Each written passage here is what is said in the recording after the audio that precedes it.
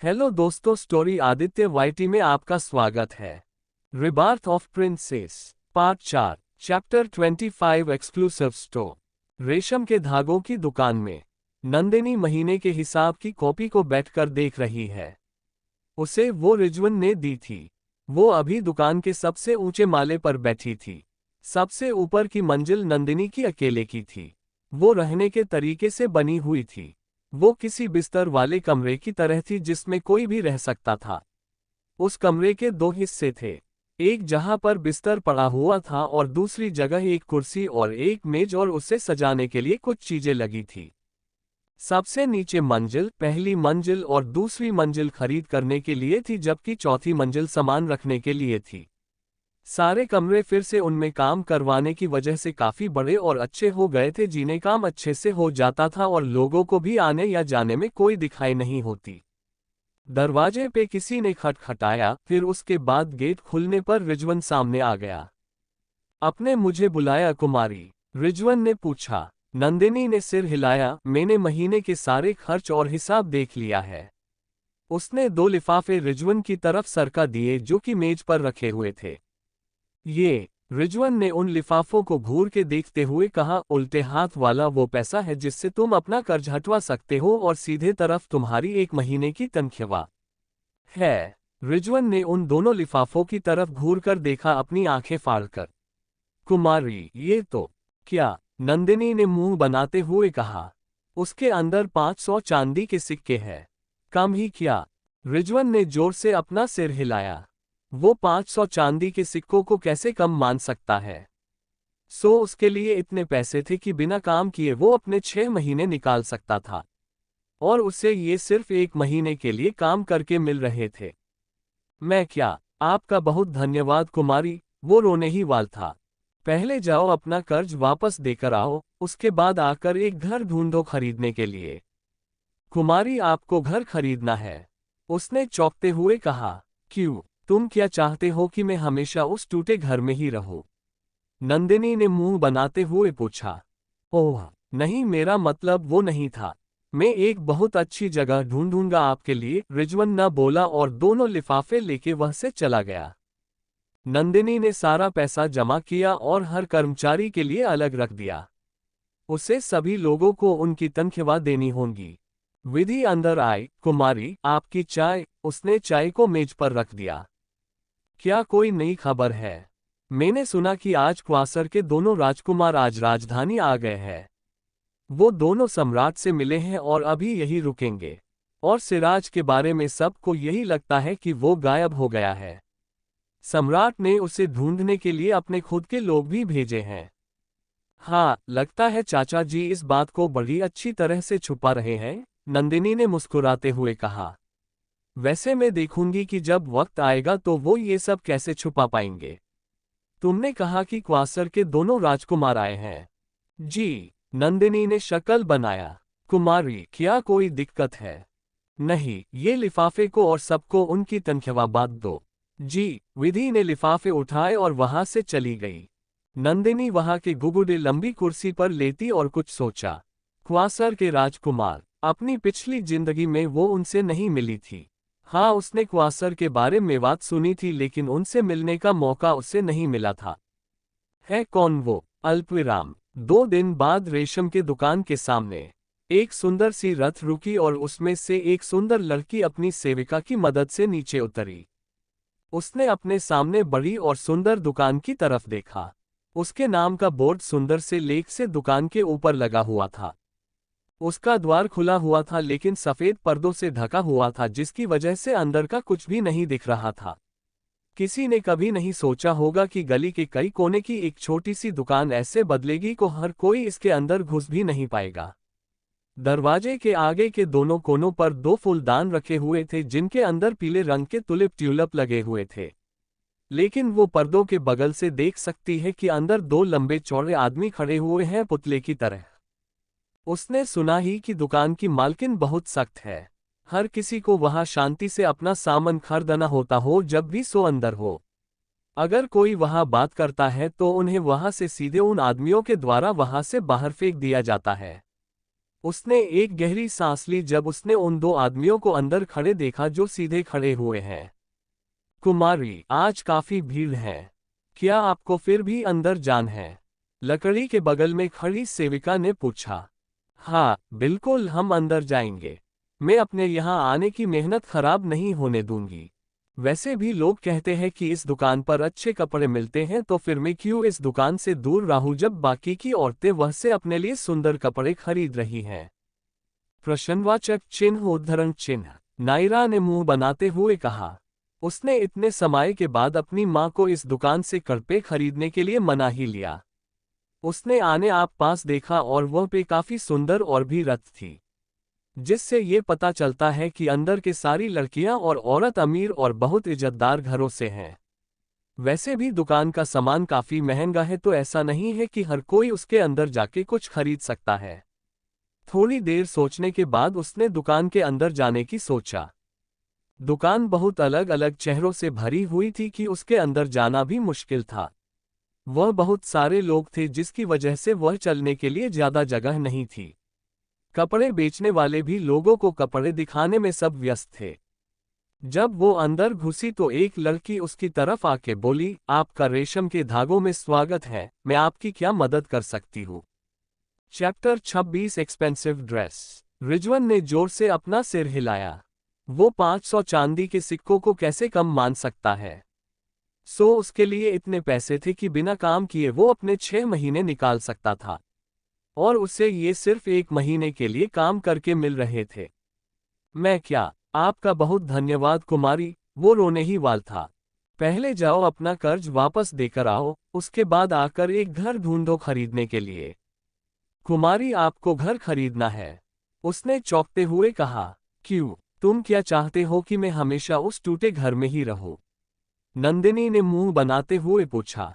ओह नहीं, मेरा मतलब वो नहीं था। मैं एक बहुत अच्छी जगह ढूंढूंगा आपके लिए, रिजवन न बोला और दोनों लिफाफे लेके वह से चला गया। नंदिनी ने सारा पैसा जमा किया और हर कर्मचारी के लिए अलग रख दिया। उसे सभी लोगों को उनकी तनख्वाह देनी होगी।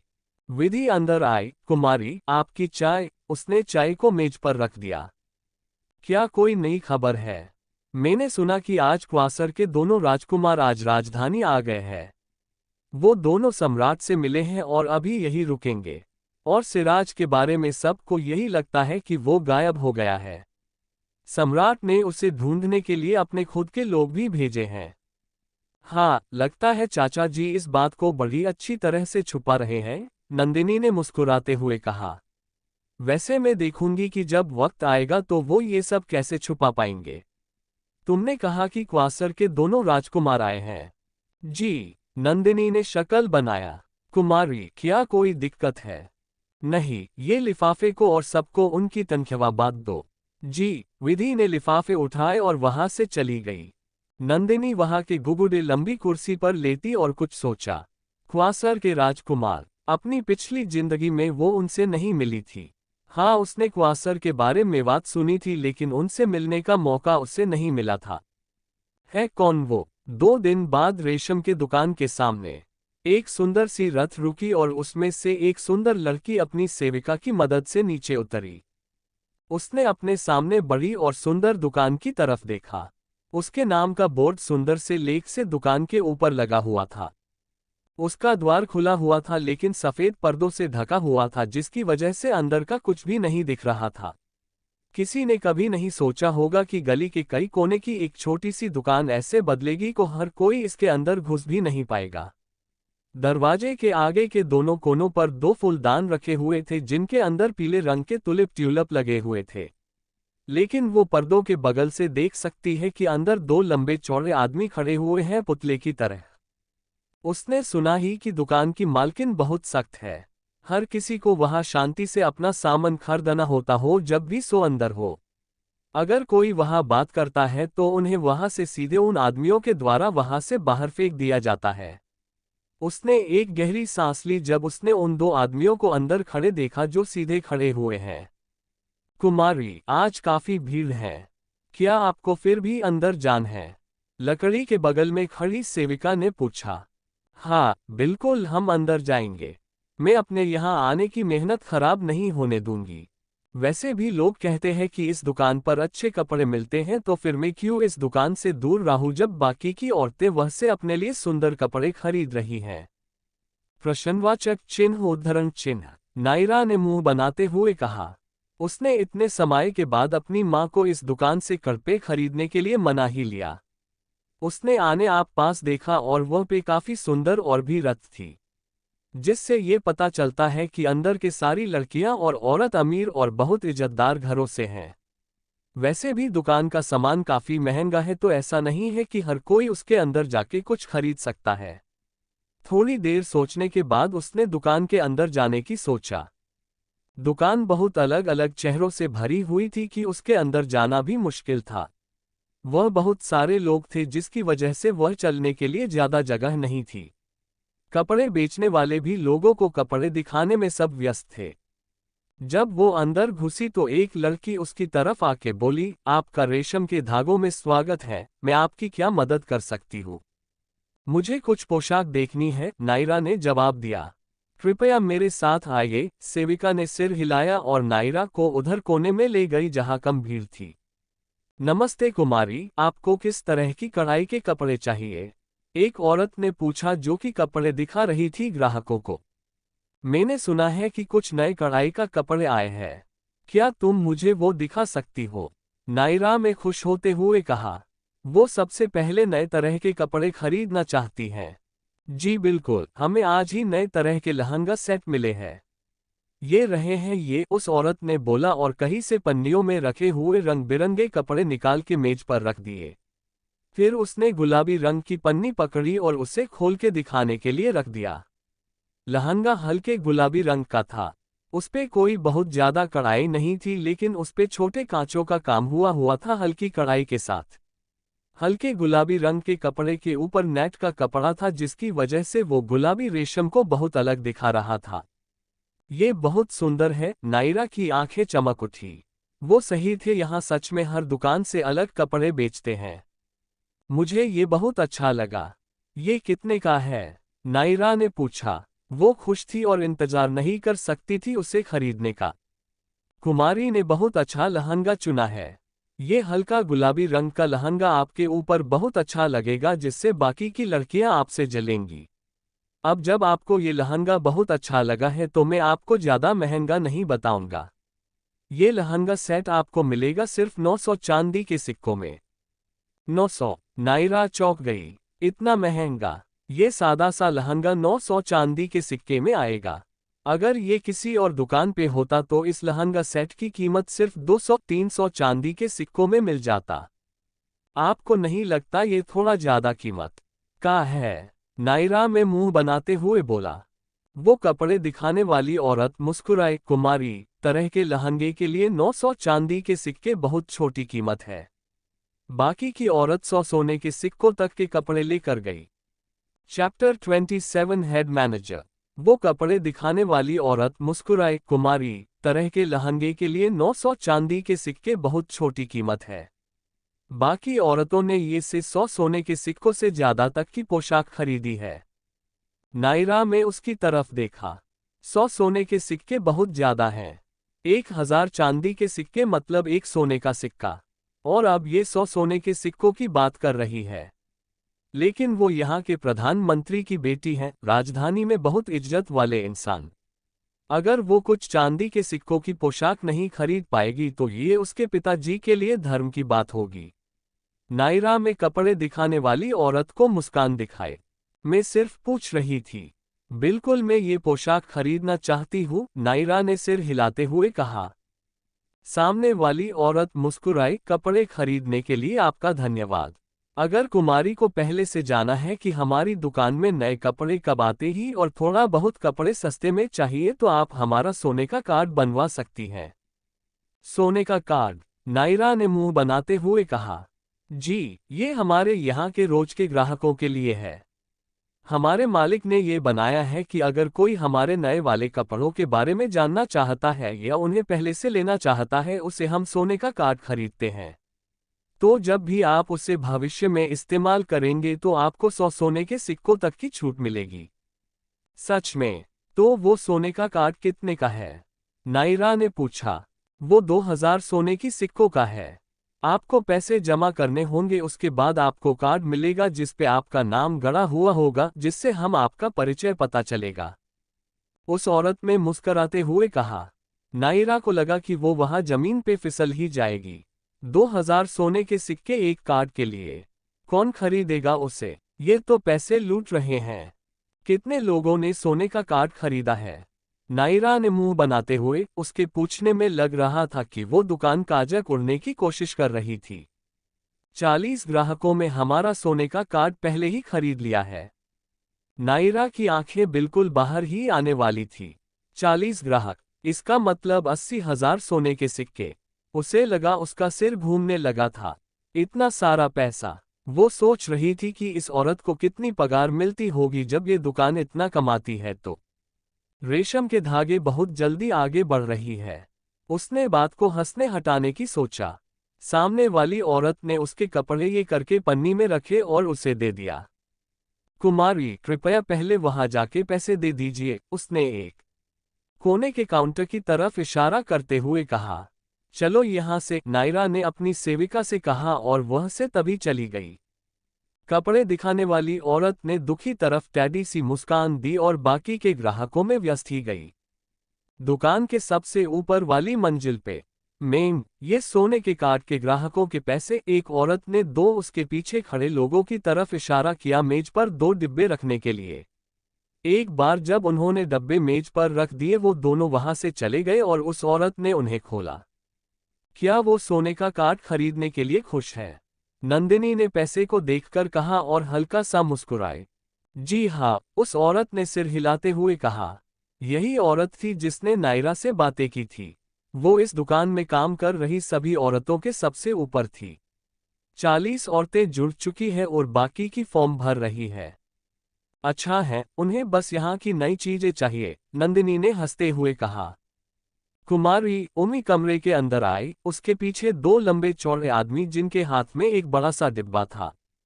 मेरी कुमारी ने नया सामान भेजा है, उसने नंदिनी को बताया। बड़ी दीदी तो कुछ ज्यादा ही तेज हैं। आखिरी बार के आए हुए नए कपड़े अब बिक रहे हैं और यह हमारे पास और नए कपड़े भी आ गए। जी, बड़ी कुमारी और भी नए जोड़े बना रही हैं, उमी ने नंदिनी को बताया। कुमारी, आज प्रधानमंत्री की बेटी दुकान पे आई थी। उसने 900 चांदी के सिक्कों की एक पोशाक खरीदी, कपड़े दिखाने वाली औरत ने कहा। वो काफी दिलचस्प है। नंदिनी मुस्कुराए। उमी, हमारे आदमियों को ले जा और हमारा सारा सामान ले जा और नई जगह पर ले जा। हम अपने नए घर में रहने जाने वाले हैं कुछ दिनों में। नया घर? उमी चौंक गई। हाँ, हम लोग हमेशा उस टूटे घर में नहीं रह सकते ना। तुम्हें वहां श्री ध्वनि मिल जाएंगे। सिर्फ उन्हें एक बार बता देना, वो समझ जाएंगे। जी कुमारी, उमी ने सिर हिला के कहा और वह से चली गई जबकि वो दोनों आदमी उसके पीछे से पैसे के डिब्बे उठा के उसके पीछे चले गए। नंदिनी ने कपड़ों का डिब्बा खोला और मुस्कुराई। बड़ी दीदी को सब अच्छे से पता है। उन्होंने बसंत के कपड़े भेजे हैं। बसंत भी कुछ समय में शुरू होने वाला है, तो हमें कुछ बदलाव करने होंगे। उसने डिब्बा बंद किया और पीछे मुड़ के देखा। क्या बदलाव मैडम? श्रीलिया, उस कपड़े दिखाने वाली औरत ने कहा। नंदिनी मुस्कुराई। हर कर्मचारी के लिए 300 चांदी के सिक्के लिफाफों में रख दो और एक लिफाफे में 400 चांदी के सिक्के और एक में 500 चांदी के सिक्के रख देना। पहला तुम्हारा है और दूसरा दूसरे मैनेजर का, और बाकी के लिफाफों को बसंत का बोनस समझ के बांट दो। श्रीलिया की आंखें फट गई। बसंत का बोनस? हाँ, अब बात नहीं, काम करो, नंदिनी ने अपन हाथ हिला के कहा और मेज पे आगे की तरफ झुक गई। श्रीलिया मुस्कुराए और शांति से कमरे से बाहर चली गई। उसे हर महीने 300 चांदी के सिक्के तनख्वाह के रूप में मिलते हैं।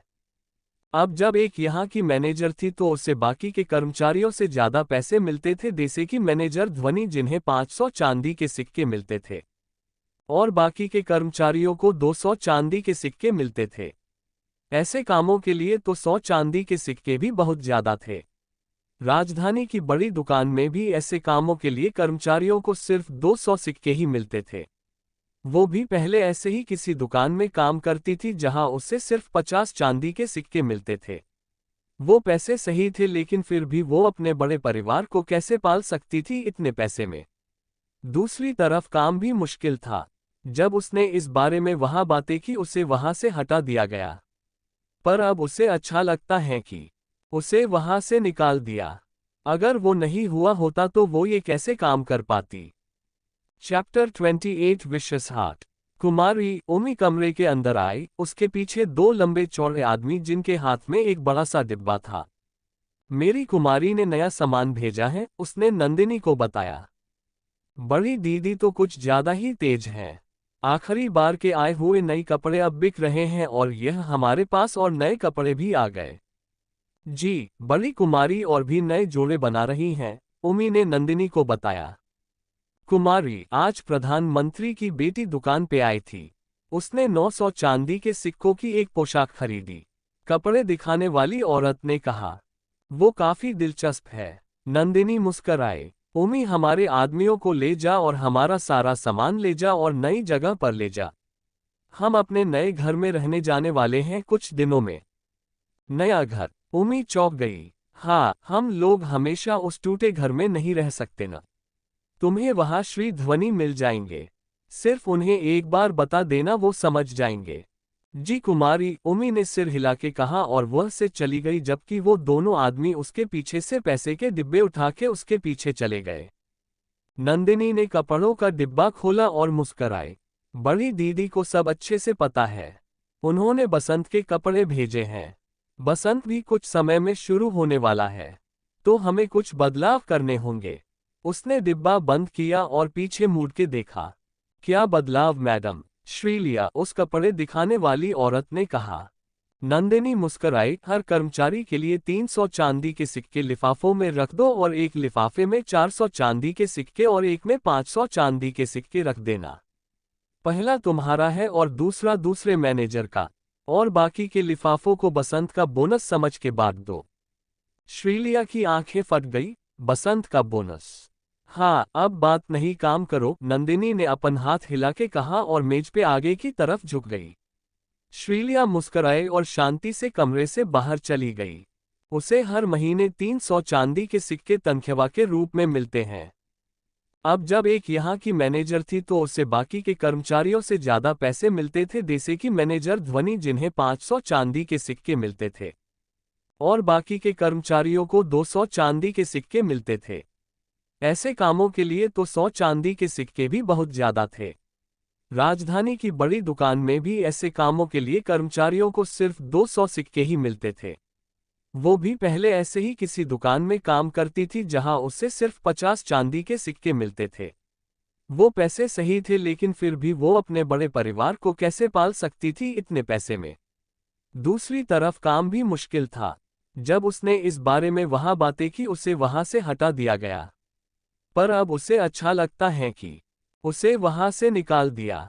अगर वो नहीं हुआ होता तो वो ये कैसे काम कर पाती।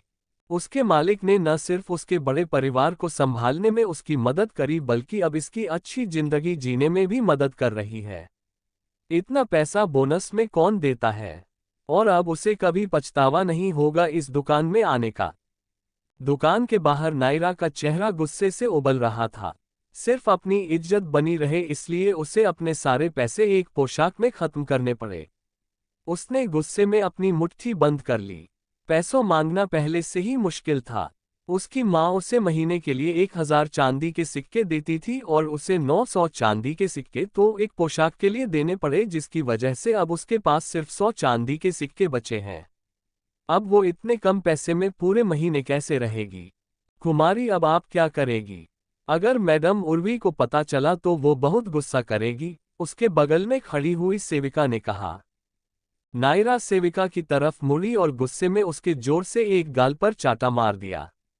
अब तुम मुझे बताओगे कि मुझे क्या करना चाहिए या नहीं? तू नीच औरत अपने आप को क्या समझती है? मैं गलत थी कुमारी, मुझे माफ कर दीजिए, सेविका ने अपना गाल पकड़े के रोते हुए झुककर कहा। तू अब अपना मुंह बंद कर ले वरना मैं तुझे किसी नीच जगह भेजवा दूंगी। नायरा गुस्से में मुड़ी अपने रथ की तरफ जाने के लिए, वैसे ही उसकी नज़र एक नीले कपड़े वाले आदमी पे पड़ी जो कि सड़क के दूसरी तरफ के भोजनालय के दूसरी मंजिल पर बैठा था। उसकी आंखों ने उस लड़के के चेहरों को देख लिया जो कि कुछ पी रहा था और किसी दूसरे आदमी से बात कर रहा था। नायरा के दिल की धड़कन बढ़ गई और वो उस आदमी के प्रति आकर्षित हो रही थी। वो दिखने में कितना अच्छा है, मैं अपनी आंखें नहीं हटा पा रही। उसने अपने में सोचा, अगर ये मेरा पति बन गया तो वो कितनी खुशकिस्मत होगी। उसने अपनी सेविका का हाथ पकड़ा और उसे अपनी तरफ खींचा। जा पता कर कि वो आदमी कौन है। उसे जानना होगा कि ये आदमी कौन है तो वो अपनी माँ से उसके बारे में पूछ सकती है। वो इस आदमी से मिलने का इंतजार नहीं कर सकती। उसने सोचा कि अगर वो नायरा को एक बार देख लेगा तो माना नहीं करेगा। भोजनालय के दूसरी मंजिल पर ऐसा लग रहा है कि एक और लड़की तुझसे आकर्षित ही गई है, समर्थ ने हंसते हुए कहा। तुम्हारा क्या मतलब है? मानिक ने पूछा। वो मैंने अभी किसी को तुझे देखते हुए देखा, उसने अपनी आंखों से नीचे इशारा करते हुए कहा। मानिक ने मुंह बनाया और नीचे की तरफ देखा भी न। वो अपनी शराब पीता रहा। आह, तू उस लड़की की तरफ नहीं देखने वाला जो तुझे ऐसे घूर रही है, समर्थ ने हंसते हुए कहा। वो जानता है मानिक कैसा है। ऐसी कमजोर औरतें मुझे पसंद नहीं है, मानिक ने बिना किसी भाव के कहा। फिर तुझे किस तरह की लड़की पसंद है या तुझे चाहिए? मानिक ने समर्थ की तरफ देखा और टेढ़ा मुस्कुराया। किस तरह की? मुझे लड़की चाहिए जिसका शातिर दिल हो। अल्पविराम। क्या नायरा राजकुमार का दिल जीत पाएगी और उन्हें अपना बना पाएगी या फिर वो अपनी हरकतों से शर्मिंद होगी? चैप्टर 29 चीप युवराज। महल में युवराज के कक्ष के अंदर त्वचा का एक दूसरे से टकराने की आवाज सुनी जा सकती थी, साथ ही में किसी औरत का चिल्लाना और आदमी की खुशी से गुर्राने की आवाज सुनी जा सकती थी। मोमबत्ती की हल्की रोशनी में एक औरत का लाल चेहरा चमक रहा था। उसकी आंखें बंद थी और उसकी आंखों में आनंद सहरा हुआ था जो उस महसूस हो रहा था। उसका शरीर आगे की तरफ सरक रहा था, जैसे पीछे वाला आदमी उसमें धक्के लगा रहा था। आह, युवराज कृपया धीरे कीजिए, उसने लुभाने के लिए चिल्लाते हुए कहा। पार्थ ने उसकी आवाज सुनी भी नहीं और उसके शरीर में धक्का देता रहा। वो अपनी सारी ताकत उस लड़की के शरीर के धक्का देने के लिए इस्तेमाल कर रहा था। हर धक्का उसे अलग ही तरह की खुशी दे रहा था और उसने पल याद रखने के लिए अपनी आंखें बंद कर रखी थी। आह, वो औरत युवराज के नीचे तिलबिला गई और फिर से चिल्लाए। युवराज ने उस औरत की एड़ी पकड़ ली और ऊपर की तरफ धक्का लगाते हुए गुर्रा रहा था, और पूरी ताक के धक्कों की वजह से उसके नीचे की औरत चिल्ला रही थी। और आगे की चीजें आप सोच सकते हैं। उस औरत में इतराते हुए मुस्कुरा के कहा, मेरे युवराज, अगर आपको इस सेविका से कोई और सेवा चाहिए तो मुझे बता दीजिएगा, भूलिएगा नहीं। पार्थ ने उसकी तरफ देखा और फिर मेज की तरफ आगे बढ़ा और अपने लिए एक ग्लास में शराब की और उसका एक घूंट लिया। आपका इनाम ले और भाग जा यहां से, उसने धीरे देखा लेकिन वो एक चेतावनी थी। बिस्तर पर लेटी हुई औरत चौंक गई और झटपटा के खड़ी हो गई, अपने कपड़े पहन लिए। दो सेविका कमरे में आए और उसे वहां से ले गई और उसके पीछे से दो और सेविका आए और बिस्तर और की को पहले की तरह संभालने लगी और बिस्तर की चादर भी बदल दी। पार्थ खिड़की के बाहर शांति से घूर रहा था। एक बार जब सेविकाओं का काम पूरा हो गया वो शांति से वह से चली गई। वो युवराज की हर रात की बात थी, कोई नहीं। वो अच्छी दिखने वाली सेविकाओं को बुलाता और अपने पूरे दिन की थकावट उन पर निकलता था। दिवेज अपना सिर झुकते हुए अंदर आया। युवराज, क्या तुम कुछ भी ढूंढ पाए? नहीं, हमने पूरी जगह का चप्पा चप्पा ढूंढ लिया पर वह ऐसा कुछ भी नहीं है जो अजीब हो या लगता हो। पुराने जनरल के घर पे ज्यादा सामान था ही नहीं। हर चीज बिल्कुल साफ है, पूरे घर में कोई भी खुफिया जगह नहीं है जहां वो चाबी को छुपा सके। पार्थ ने अपनी मुट्ठी बंद कर ली। मरो। वो मुड़ा और उसने अपने हाथ में लगा ग्लास जमीन में फेंक के मार दिया गुस्से में। तो फिर चाबी कहाँ है दिवेज? तुम्हें जो करना है तुम वह करो, मुझे बस वह चाबी चाहिए, किसी भी हालत में कुछ चाबी मुझे ला कर दो, पार्थ ने चिल्लाते हुए बोला। विच चौंक गया था लेकिन उसने वह अपने चेहरे पर नहीं देखने दिया। मेरे युवराज, इकलौता इंसान जिसे पता था कि वह चाबी कहाँ है वह हमारी पुरानी युवरानी थी।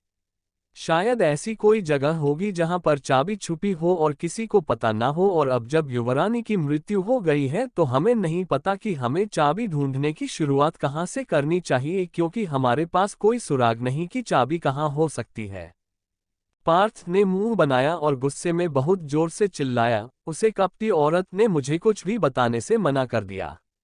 और उसके बाप ने भी उसे चाबी के बारे में आज तक किसी से कुछ भी नहीं बोला।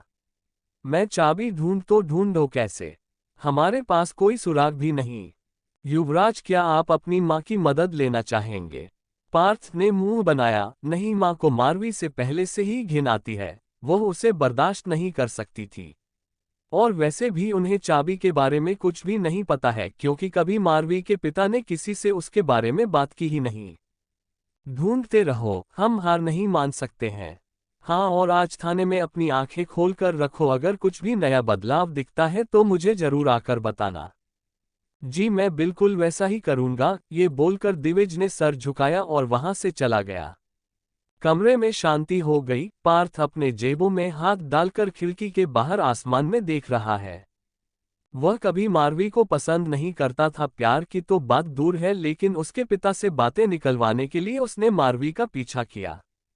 जब उसे पता चला कि मरावी के पिता का कोई इरादा नहीं है पत की मदद करने का या फिर चाबी उसे देने का, तो उसने उन्हें मारने की सोचा। लेकिन उसे ये भी नहीं पता था कि कोई ऐसी बात होगी कि वह चाबी बहुत ज्यादा ताकत दे सकती है। लेकिन उसे इस बारे में पता नहीं था। अगर उसे यह बात पहले पता चल गई होती तो वह मारवी से चाबी निकलवाने का कोई और तरीका ढूंढता और उसे निकलवा कर ही रहता।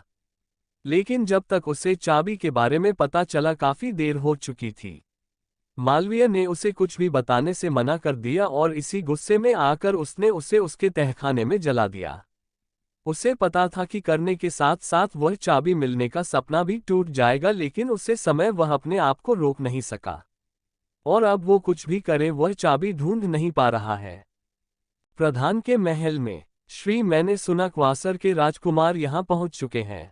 पूर्वी ने मुस्कुराते हुए पूछा। पूर्व में सिर हिलाकर कहा, हाँ। तुम उनके बारे में क्या सोचते हो? उसने फिर से पूछा।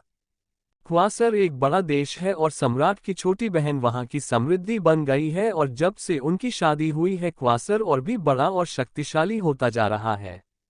और दूसरी बड़ी बात की क्वासर के सिर्फ 2 ही राजकुमार हैं, क्योंकि वहां के सम्राट ने दूसरी शादी नहीं की है और ना ही उनकी कोई और संतान है। क्या वहां के राजकुमार दिखने में अच्छे हैं? बिल्कुल, वह दोनों दिखने में बहुत अच्छे हैं और उनका तेज ही अलग है। पूर्व ने सिर हिलाते हुए कहा। पूर्वी मुस्कराए। हमारी कियारा तो शिवाय की अगली सम्राज्ञी बनने वाली है, अब बस नायरा बची है। श्री, अच्छा होगा अगर हम किसी राजकुमार से नायरा का रिश्ता करवा दे तो। पूर्व ने मुंह बनाया, तुम कहना क्या चाहती हो? Chapter 30 Shivani marriage. नायरा आज राजधानी में बाजार करने के लिए गई थी। रास्ते में उसने दोनों राजकुमारों को भोजनालय में खाना खाते हुए देखा और उसे प्यार हो गया, पूर्वी ने कहा और पूर्व के कंधे पर हाथ थपथपाया। श्री, वह राजकुमार उसका पति बनने के बहुत काबिल है। और वैसे भी हमारी नायरा एक सुंदर और समझदार लड़की है। पूरी राजधानी को नायरा की सुंदरता और गुणों के बारे में पता है। पर सबसे जरूरी बात यह है कि उसे क्वासर के दूसरे राजकुमार से प्यार हो गया है। क्या? पूर्व चौंक गया था। उसने इस बारे में पहले भी सोचा था, लेकिन उसे इस बात कोई जल्दी नहीं थी। उससे पहले दोनों राजकुमारों को जानने के लिए कुछ समय चाहिए होगा, तभी वह कुछ फैसला ले पाएगा। क्योंकि वह दोनों राजधानी के कोई छोटे मोटे लड़के नहीं हैं, क्वासर के राजकुमार हैं। पूर्वी ने सिर हिलाया। जी, उसने अपना दिल क्वासर के दूसरे राजकुमार को दे दिया है और उनसे शादी करना चाहती है। नायर ने यह भी कहा कि अगर उसकी शादी उनसे नहीं होगी तो फिर वह किसी और आदमी से शादी नहीं करेगी। श्री सम्राट आपकी बात मानते हैं अगर आप उनसे बात। चुप रह, पूर्व ने चिल्ला कर कहा। तुम क्या मुझे इतनी जल्दी मरवाना चाहती हो? तुम्हारा दिमाग कहाँ है? अपनी बेटी की वजह से तुम मुझे मुसीबत में डालना चाहती हो? पूर्वी चौंक गई। उसके पति ने आज तक उससे ऊंची आवाज में कभी बात नहीं की थी। अब उसकी ऐसी आवाज सुनकर उसे लगा कि उसने कुछ गलत कह दिया है। क्या मैं कुछ गलत कह दिया? पूर्वी की आवाज कप कपाए। तुमने जो कुछ भी कहा वह सब गलत है। पूर्व में उर्वी की तरफ घूरते हुए कहा, अगली बार से अपनी बेटी के प्यार में मत पड़ जाना वरना हम सब लोग मुसीबत में पड़ जाएंगे। उसने चेतावनी देते हुए कहा, क्या हुआ है? पूरब ने गहरी सांस ली। मुझे पता है कि तुम क्या सोच रही हो, लेकिन जो भी तुमने सोचा वह इतना आसान नहीं है। वह दोनों राजकुमार दूसरे देश से हैं और सम्राट उनसे जुड़े जरूर है, लेकिन उनकी तरफ से वह कोई फैसला नहीं ले सकते हैं और ना ही अपनी मर्जी से शादी उनके ऊपर थोप सकते हैं। यह अलग मामला है कि अगर उन्हें लड़की तनिष्क लड़की यह अलग मामला है कि अगर उन्हें लड़की तनिष्क यह अलग मामला है कि अगर उन्हें कोई लड़की शिवाय राजवंश में पसंद आ जाती है और वह उसका हाथ मांगते हैं शादी के लिए उसके परिवार से, तो यह फैसला सिर्फ राजकुमार लेंगे और उनके परिवार वाले सम्राट या युवराज नहीं। लेकिन यह अलग बात होगी अगर नायरा उनका दिल जीत लेती है और उन्हें मना लेती है कि वह उसका हाथ मांगने के लिए यहाँ आए। उर्वी ने सिर हिलाया, मैं गलत थी श्री, मैं इसका पूरा ध्यान रखूंगी। ठीक है, पूर्व ने सिर हिलाकर कहा, लेकिन कोई और भी बात है जिसके बारे में मुझे आपसे बात करनी है श्री। और वह बात क्या है? पूरब ने मुंह बनाकर पूछा। महल से शादी का संदेश आ चुका है। कियारा कुछ दिनों में शादी कर यहाँ से चली जाएगी, लेकिन शिवानी अभी यहाँ है। पिछली बार मैंने सोचा था किसी से राज उसके लिए सही होंगे, लेकिन वह मामला तो कहीं और ही। उसने बात पूरी नहीं की और करती, कोई बात नहीं, लेकिन अब हमें शिवानी के लिए एक अच्छा लड़का ढूंढना होगा कियारा की शादी होने से पहले। वह सब बच्चों में सबसे बड़ी है और अगर कियारा की शादी उससे पहले हो जाती है तो लोग समझेंगे कि हम उसकी चिंता नहीं करते हैं। पूर्व ने थोड़ी देर सोचा। ये सच है, उन्होंने उन दोनों बहनों को असलियत में कभी परिवार का हिस्सा नहीं माना, लेकिन दुनिया की नज़रों में वह दोनों इसी परिवार का एक हिस्सा है और उन्हें सबको दिखाने के लिए ऐसा करना पड़ेगा। वह पूरे इस देश का प्रधानमंत्री है और अगर वह अपने घर की ही दो बेटियों को देख नहीं पाएगा, संभाल नहीं पाएगा, तो यह उसके लिए बहुत शर्म की बात होगी। मेरे दिमाग में एक आदमी है, पूर्व ने कहा। सच में? कौन? उर्वी ने जानने की इच्छा से पूछा। व्यापारी रावत का बेटा। व्यापारी रावत बेटा? लेकिन उसकी तो शादी हो चुकी है ना? पूर्व में सिर हिलाया। हाँ, लेकिन उसकी बीवी बीमारी की वजह से 6 महीने पहले ही मर चुकी है। उनका परिवार चाहता है कि उनके बड़े बेटे जैद की शादी जल्दी से हो जाए और बच्चा भी हो जाए। मेरे ख्याल से शिवानी उनके परिवार की बहू बनने के लिए एक अच्छी लड़की है। और वैसे भी वह लड़की के परिवार की चीजें नहीं खो देंगे। ऐसे परिवार से होने की वजह से शिवानी को जैद जैसा अच्छा लड़का कभी नहीं मिल सकता। इसे सुनकर पूर्वी मुस्कुराई। श्री काफी समझदार है। उसे लड़की के लिए उसकी जल्दी से शादी कराकर उसे यहाँ से भेज देते हैं, ये बात उसके लिए अच्छी भी है। उसके बाद कियारा की भी शादी आसानी से हो जाएगी। अब जब उन्हें पता है कि शादी किससे करानी है तो उन्हें इस शादी की तैयारी जल्द से जल्द करनी होगी। उर्वी ने अपने मन में सोच और मुस्कुराए। एक बार शिवानी की शादी हो जाएगी तो फिर उसके कंधे पर सिर्फ एक लड़की और होगी और उसके बाद उसकी जिंदगी को शांति मिलेगी। अगली सुबह प्रधान के महल में शिवानी कुछ तरह की कढ़ाइयों को देख रही थी जब उसने बाहर से किसी की आने की आवाज सुनी। नंदिनी घर पर नहीं थी। दुकान के बड़े हो जाने के बाद उसे वहां रहकर कुछ चीजें संभालती पड़ती थी। वह शिवानी की कढ़ाई के लिए अलग अलग तरह के चित्र भेजती रहती थी। कल ही नंदिनी ने आने वाले बसंत के लिए 2 दर्जन के रेशम के कपड़े भेजे हैं और 10 सेविका भी भेजी है उसका काम में हाथ बंटने के लिए। शिवानी ने मुंह बनाया जब उसने देखा कि एक नारंगी रंग की पोशाक पहनकर कोई लड़की कुछ सेविकाओं के संग अंदर आ रही है। वह लड़की को जानती थी, वह कियारा की बहन है। नमस्ते दीदी, मुझे आशा है मैं तुम्हें याद होगी, प्रिया मुस्कुराई। उसने आसपास देखा और टेढ़ी सी मुस्कान दी। तुम पर रहने के लिए काफी अच्छी जगह है। ऐसी शांत जगह पर हर किसी को रहने को नहीं मिलता, उसने चिढ़ाते हुए कहा। शिवानी ने गहरी सांस ली। उसे ऐसी चीजों के बारे में बात करने का कोई भी शौक नहीं था। तुम यहाँ क्यों आए हो? प्रिया जोर से हंसी। तुम काफी सीधी बात करने वाली हो। वैसे भी मैं यहाँ पर तुम्हें सिर्फ एक खबर देने के लिए आए हूँ।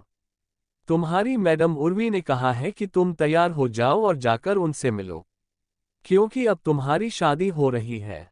शिवानी इतना चौंक गई कि उसके मुंह से कोई शब्द नहीं निकला। शादी हो रही है? तुम क्या बकवास कर रही हो? उसकी आवाज कँपाए। तुम्हें नहीं पता कितनी बुरी बात है। तो फिर मैं तुम्हें बता देती हूँ। तुम्हारी शादी तय कर दी गई है और आज दूल्हा तुम्हें देखने आएगा और शादी की तारीख तय की जाएगी। तो फिर तुम, प्रिया ने शिवानी की तरफ घूरकर देखते हुए कहा, अच्छे से तैयार होना है और महल तक मेरे पीछे आना है। और यहाँ तुम्हारी मैडम ने तुम्हारे लिए कुछ कपड़े भेजे हैं क्योंकि उन्हें पता है कि तुम्हारे पास तो पहनने के लिए कुछ होगा ही नहीं, प्रिया ने कहा और सेविका के हाथ से एक पोशाक लेकर शिवानी की तरफ फेंकी जो कि जमीन पर गिर गई शिवानी के पैरों के पास। चल अब मेरा समय बर्बाद मत कर, इसे उठा और जाकर जल्दी तैयार होकर आ, प्रिया ने गंदा सा मुंह बनाते हुए अपना हाथ हवा में हिलाकर कहा। शिवानी ने जमीन पर गिरे हुए पोशाक को देखा और गुस्से में अपनी मुट्ठी बंद कर ली। वह कभी ऐसी चीजों में फंसी नहीं है और उसे अपनी बात रखने के लिए कुत्तों की तरह भौंकना पसंद भी नहीं है। तुम किस चीज का इंतजार कर रही हो? मुझे इतनी गंदी जगह पर खड़े होने की कोई आदत नहीं है और ना ही शौक है, प्रिया ने मुंह बनाकर कहा। अगर तुम्हें यहाँ खड़ा नहीं होना तो तुम यहाँ से जा सकती हो, प्रिया के पीछे से किसी दूसरी आवाज ने कहा। प्रिया ने मिलने के लिए देखा और पाया कि नंदिनी अपनी सेविका को लेकर इस तरफ आ रही है। ओह, तुम भी यहाँ हो? अपनी बहन से बोलो कि जाकर तैयार हो जाए, आज उसकी शादी तय की जाएगी। प्रिया जोर से हंसी अपने मुंह को छुपाते हुए। नंदिनी ने उसे कुछ नहीं कहा और शिवानी की तरफ आगे बढ़ी। उसे जमीन पर गिरे हुए कपड़े को देखा और उसे पर पैर रख दिया। तुम क्या कर रही हो? प्रिया चौंक गई। नंदिनी ने उसकी तरफ देखा, क्या ये गंदगी हटाने वाला कपड़ा नहीं है? मैं तो बस इसे अपने जूते साफ कर रही थी। प्रिया की आंखें चौड़ गई। तू? वह तेरी बहन के पहनने के लिए कपड़े थे। उसके ससुराल वाले उसकी शादी तय करने के लिए आ रहे हैं, प्रिया ने मुंह बनाकर कहा। ससुराल वाले? नंदिनी ने कहा, शादी? बिना किसी लड़की के मर्जी के उसकी शादी कब से होने लगी? प्रिया ने मुट्ठी बंद कर ली। तुम्हारी मैडम तुमसे बड़ी है और वह कुछ भी कर सकती है। नंदिनी मुस्कुराई। उन्होंने कभी हमें अपना बच्चा नहीं माना तो वह हमारे लिए फैसला भी कैसे ले सकती है? वह प्रिया की तरफ बढ़ी और उसकी तरफ नीचे देखते हुए उसे घूरकर कहा, मेरी बहन की शादी से पहले उसे मुझसे अनुमति लेनी होगी। मैं भी देखती हूँ किसी जबरदस्ती की शादी में कौन धकेलता रहा था और उसकी किसी ऐरे घेरे लड़की से शादी कराता है।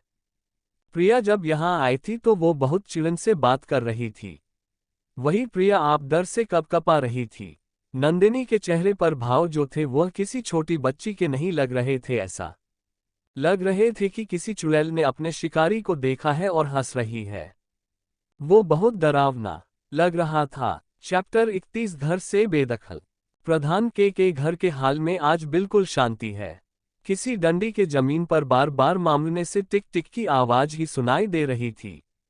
सानंद अपने सामने खड़ी दो लड़कियों की तरफ घूम रहा था। वह अपना खाना खा रहा था जब मैडम उर्वी ने उसे बताया कि इन दोनों लड़कियों ने महल में क्या उधम मचाया हुआ है। उसने अपनी छड़ी का नीचे का हिस्सा जोर से जमीन में मारा जिससे बहुत जोर से आवाज हुई। मैं आज क्या सुन रहा हूँ? सानंद ने गुस्से में चिल्लाते हुए कहा। तुम दोनों के पास कोई और काम नहीं है क्या मुझे सर दर्द देने के अलावा? पिताजी कृपया इतना गुस्सा मत कीजिए, आपकी सेहत के लिए अच्छा नहीं होगा। मैडम उर्वी सानंद के बगल में आकर खड़ी हो गई। यह अभी छोटे हैं और इन्हें नहीं पता कि चीजें कैसे चलती हैं। आप शांत हो जाए और इनसे मुझे बात करने दीजिए। उसने हल्की मुस्कुराहट दिखाए और नंदिनी और शिवानी की तरफ मुड़ गई। शिवानी, इतनी गैर जिम्मेदार मत बनो।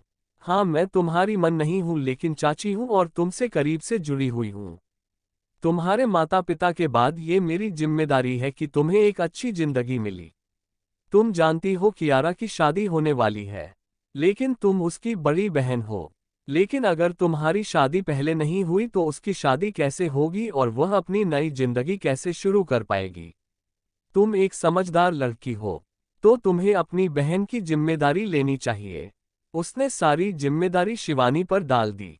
उसके कहने का साफ मतलब ये था कि शिवानी सभी बहनों में सबसे बड़ी है और अगर बिना शिवानी की शादी के लिए कियारा की शादी कर दी जाती है तो उसके लिए एक शर्म की बात होगी। इसलिए वह चाहते हैं कि शिवानी किसी भी लड़के से शादी कर ले जिसे उन्होंने चुना है और यहाँ से चली जाए, जिससे कि कियारा को शर्मिंदा न होना पड़े। बड़ी बहन होने की नाते यह उसकी जिम्मेदारी है। सबकी शक्ति खाते शिवानी को प्रस्ताव के लिए हाँ करना ही पड़ेगा। लेकिन मैडम उर्फी को यह नहीं पता था कि शादी के बारे में मना करने वाली शिवानी नहीं थी, वह नंदिनी थी, जो उर्वी के बोले हुए एक भी शब्द से बिल्कुल खुश नजर नहीं आ रही थी। जिम्मेदारी। नंदिनी अंदर ही अंदर मुस्कुराए। जब से उनके माता पिता की मौत हुई तब से उन्होंने तो कभी बच्चों की जिम्मेदारी नहीं ली और अब अपने फायदे के लिए अचानक से सारा जिम्मेदारियां का बोझ उनके ऊपर डाल रहे हैं। सानंद, जो कि मेज के सबसे आगे वाली कुर्सी पर बैठा हुआ था, हाँ मैं सर हिलता है। हम लोगों ने इतनी साल तुम्हारा ध्यान रखा है और अब बारी है कि तुम थोड़े बड़े हो जाओ और घर की जिम्मेदारियां को भी संभालो। उसके शब्द उसके हिसाब से बिल्कुल सही थे। नंदिनी मुस्कुराई। दादाजी, लगता है आपको कोई गलतफहमी हुई है। सानंद ने उसकी तरफ घूरा। ये लड़की मुझसे पलट कर बात कैसे कर सकती है? वह ऐसा व्यवहार कैसे सहे?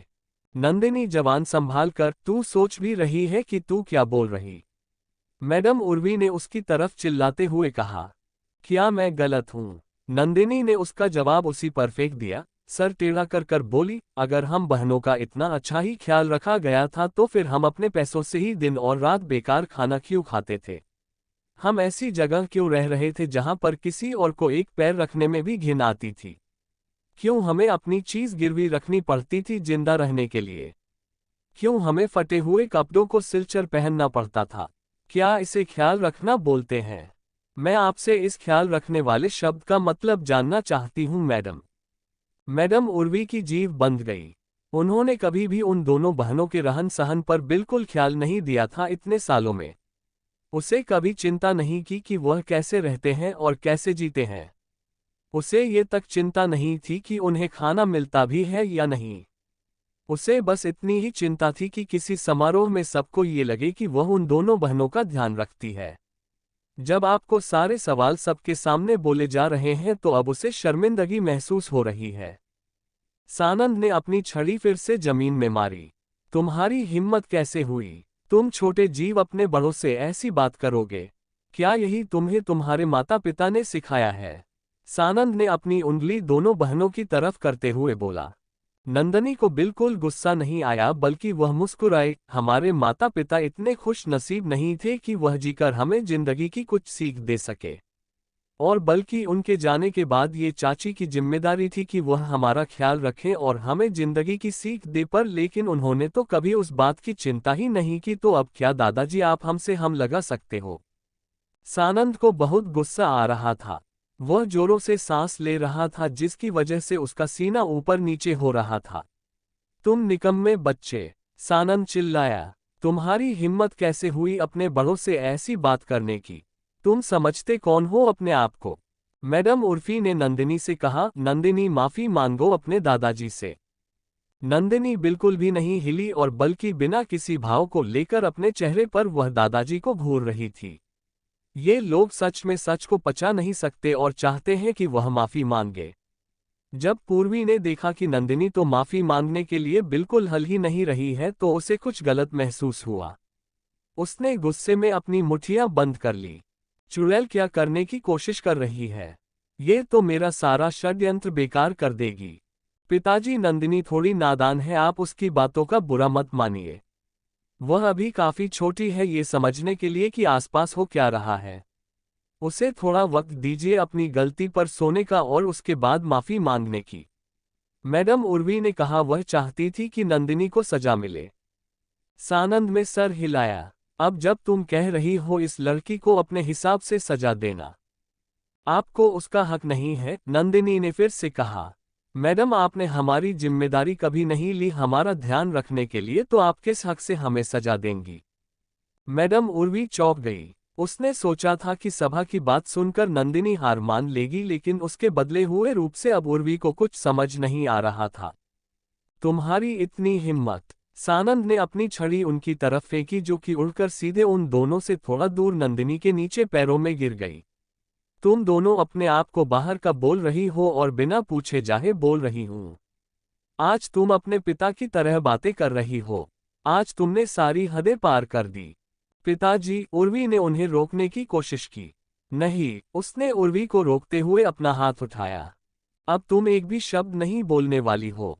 अब जब वह बाहर की है तो हम उनकी यह इच्छा भी पूरी कर देते हैं। मैंने सोचा था कि अब जब दोनों बड़ी हो रही है तो वह चीजों को समझेंगे और आने वाले वक्त में हमारा साथ देंगे, लेकिन देखो इन्हें। उस आदमी का खून इनमें बह रहा है जिसने अपना रंग दिखाना चालू कर दिया। लेकिन मैं इस घर का बड़ा हूं और ऐसा होने नहीं दूंगा। तो अभी से और आज से तुम दोनों प्रधानमंत्री के परिवार से बेदखल की जाती हो। हमेशा के लिए। आज से तुम्हारा और हमारा कोई भी रिश्ता नहीं है और अब हमारा तुमसे कुछ भी लेना देना भी नहीं है। भूला। उसने अपने सेवक को बुलाया। जी सरदार। भूला अचानक से सामने आ गया। वह सानंद का बड़ा सेवक था। परिवार के कागजात लाओ, आज मैं इन दोनों का नाम उन कागजातों से हटा दूंगा। मैडम उर्वी चौंक गई। वह नहीं चाहती थी कि ऐसा कुछ भी हो। उसने नंदिनी और शिवानी की तरफ मुड़कर देखा। एक अपना सर झुकाकर खड़ी थी और दूसरे बिना पलक झपकाए सीधे सामने देख रही थी। फिर उसने अपना सर सानंद की तरफ मोड़ा। थोड़ी देर बाद भूला जाकर परिवार के कागजातों को ले आया। Chapter 32 exiled from family. पिताजी की भी फैसला इतनी जल्दीबाजी में भी लेना चाहिए, उर्वी ने समझाते हुए कहा। नहीं, अब मैं दोनों लड़कियों को अपने घर में बर्दाश्त नहीं करूंगा, सानंद ने कहा और परिवार के कागजातों को निकालकर जमीन पर फेंक दिया। ये रहे तुम्हारे नाम के कागज तुम्हारे माता पिता के नाम के साथ। अब ये दोनों नाम हमारे परिवार में नहीं आते, सानंद ने गर्व से कहा। तुम दोनों लड़कियों को कुछ भी नहीं दिया जाएगा और अब इस महल से बाहर निकल जाओ। अब से तुम उसे टूटे घर में भी नहीं रह सकते हो। उसने सोचा कि लड़कियां डर जाएगी और माफी मांगने लगेंगी और रोने लगेंगी। नंदिनी ने कागज उठा लिए और उन्हें देखा। वो मुस्कुराए और ऊपर की तरफ देखा। आपका धन्यवाद दादाजी। नंदिनी, तुम क्या कह रही हो? पिताजी से माफी मांगो, वह तुम्हारे बड़े हैं, तुम्हें माफ कर देंगे। मैडम उर्वी ने उसे फिर सीने की कोशिश की। उसे विश्वास नहीं हो रहा था कि ये क्या हो रहा हरी। ये परिस्थिति ऐसे कैसी हो गई? वो कभी नहीं चाहती थी कि ऐसा कुछ भी हो। पिताजी, अपना गुस्सा शांत करिए। वो दोनों बच्चे हैं और यहाँ से जाएंगे कहाँ? उनके माता पिता ने हम पर विश्वास किया था उनकी जिम्मेदारी का। सिर्फ गुस्से की वजह से हम उन्हें अपने परिवार से निकल कैसे सकते हैं? अगर हम ना भी चाहे तो भी वह हमारे परिवार से खून के रिश्ते से जुड़े हुए हैं। मैडम उर्वी घबराई हुई लग रही थी।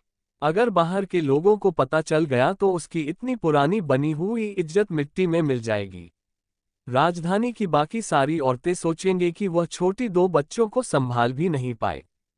मैंने अपना फैसला ले लिया है और अब मैं उसे नहीं बदलूंगा। और अब आगे बात करने की भी कोई जरूरत नहीं है, सानंद ने नंदिनी और शिवानी की तरफ देखते हुए कहा। मैडम उर्वी ने गुस्से में अपने दांत घिसे। इस बुढ़े को सिर्फ अपनी ताकत दिखानी आती है, यह नहीं सोचता कि आगे आने वाले समय में क्या हो सकता है। उसने अपना होंठ काटा और फिर वहां नहीं देखा और अपना मुंह मोड़ लिया। आप जब दादाजी हमें परिवार से निकलना चाहते हैं तो हम सब कुछ छोड़कर चले जाएंगे। आज के बाद हम इस परिवार से किसी भी हालत में बिल्कुल भी जुड़े हुए नहीं हैं। नंदिनी ने कागजों को अपने हाथ में सिकुड़ते हुए कहा। उसने मुड़ने से पहले एक बार पीछे देखा, मुड़ने के बाद उसने एक बार सानंद की तरफ मुड़कर देखा। अब जब हम इस परिवार का हिस्सा ही नहीं है तो शादी की बात करना तो बेफिजूली है। ये कहते ही वह शिवानी को लेकर वहां से बाहर निकल गई। शुरू से अंत तक शिवानी ने एक भी शब्द नहीं कहा और बाद में नंदिनी के साथ बाहर चली गई। पिताजी, अगर इस मामले के बारे में बाहर किसी को भी पता चलता है तो हमारे परिवार की बहुत बेइज्जती होगी, मैडम उर्वी ने कहा जैसे ही वह दोनों वहां से बाहर निकले। वह अपना गुस्सा संभाल नहीं पा रही थी। सानंद ने अपना सर हिलाया। मैडम उर्वी, आपको कोई गलतफहमी हुई है। वह छोटी बच्चियों है, हमारे बिना उनकी कोई भी पहचान नहीं है। वह उस टूटे घर को छोड़कर और कहाँ जाएंगे? उनके पास रहने के लिए हमारे महल के अलावा पूरी राजधानी में कोई भी जगह नहीं है। ये बस कुछ समय की बात है कि वह गड़गड़ाते और रोते हुए हमारे पास वापस आ जाएंगे कि हम उन्हें माफ कर दें और घर में वापस ले लें। उद्धरण चिन्ह। मैडम उर्वी की आंखें चौंक से खुल गई। ये बुढ़ा तो सही बोल रहा है। उनके पास रहने के लिए बाहर कोई भी जगह नहीं है तो वह बाहर नहीं रह पाएंगे, अब वापस यही आएंगे। ये सोचने के बाद उसे थोड़ी शांति मिली। वह दोनों वापस आ जाएंगे और फिर शिवानी को उससे शादी करनी होगी जिससे वह लोग चाहते हैं। इस समय एक सेविका अपने हाथ में एक पत्र लेकर वहां पधारती है। मैडम उर्वी उसकी तरफ देखते हैं और मुंह बनाती हैं। क्या हुआ? उसने चीढ़कर पूछा। मैडम, महल से आपके लिए न्योता आया है, सेविका ने सबको बताया। क्या? उर्वी चौंक गई। उसने सेविका के हाथ से पत्र छीन लिया और उसे पढ़ने लगी। ये किस तरह का पत्र है? सानंद ने मुंह बनाते हुए पूछा। मैडम उर्वी मुस्कुराई। सम्राज्ञी 3 दिन बाद अपना जन्मदिन मना रही है और उन्होंने राजधानी की सभी जवान लड़कियों को वहां आने का न्योता दिया है। क्या वह दोनों लड़कियां भी उसमें शामिल है? मैडम उर्वी ने गहरी सांस ली और अपना सर हिलाया। देखा उन्होंने कैसे इस न्योते को छोड़ दिया। अगर वह दोनों थोड़ी भी समझदार होती तो ये सब बिल्कुल भी नहीं होता। कितने पागल बच्चे हैं। सानंद ने मुंह बनाया और गुस्से में वहां से चला गया। मैडम उर्वी ने उसे जाते हुए देखा, फिर दूसरी तरफ मुड़ गई। क्या? महल का न्योता? नायरा खुशी में कूदने लगी। उसका दिल फिर से जोरों से धड़क रहा था। महल में जाना मतलब अपने राजकुमार से मिलना। वह उनसे मिलने का इंतजार नहीं कर पा रही थी। सम्राज्ञी अपना जन्मदिन मना रही है, अब ज्यादा समय नहीं बचा है।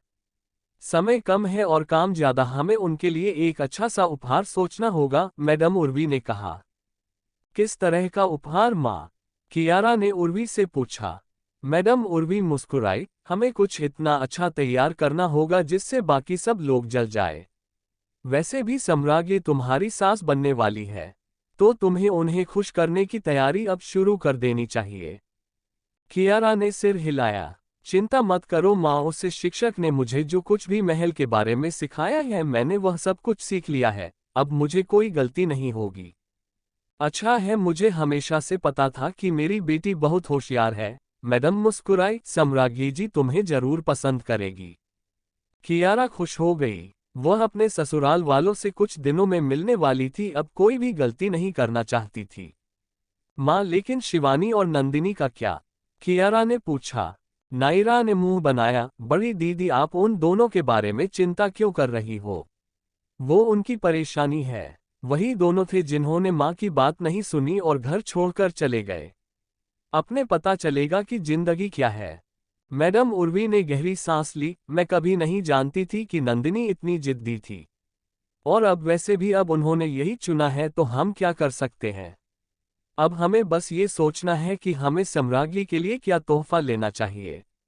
नायर ने उन दोनों की बात सुनी और अंदर ही अंदर मुस्कुराए। अच्छा है, अब वह दोनों चुरा ले हमारे घर से बाहर जा चुकी है। Thank you. आपको नोवेल कैसा लगा कमेंट में जरूर बताएं। लाइक और शेयर करना न भूलें। नेक्स्ट पार्ट देखने के लिए चैनल को सब्सक्राइब करें।